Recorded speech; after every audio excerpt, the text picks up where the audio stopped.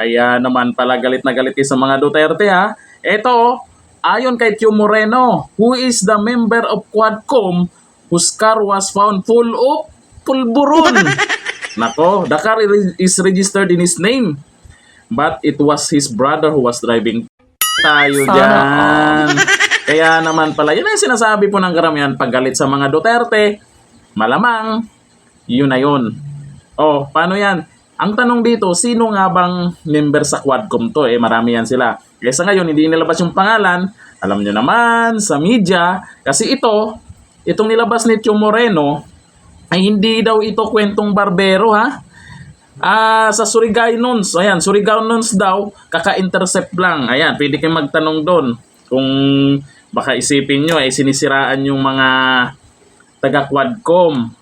Naku, kalain mo.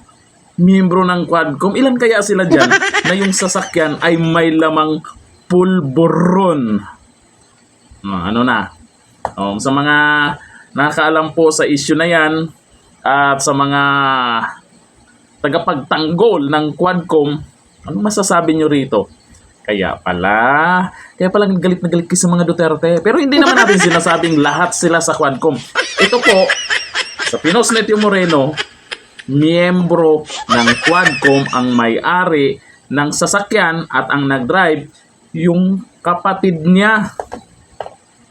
Ang tanong dito, ilalabas ba ng media to? Di ba? Kasi pag ilabas sa media to, masisira lalo yung Quadcom. Wala nang naniniwala sa pinagsasabi nila. Akalain nyo, hinahanap natin sa hearing yung pinagyayabang ni Dan Fernandez na 20,000 questions. Ilang tanong lang yun kay Dan Fernandez, nanlalamig pa, mukhang kinakabahan pa. Tapos yung mga kasama nila, paulit-ulit yung tanong. Hanggang naabutan ng gabi, paulit-ulit lang yung tanong.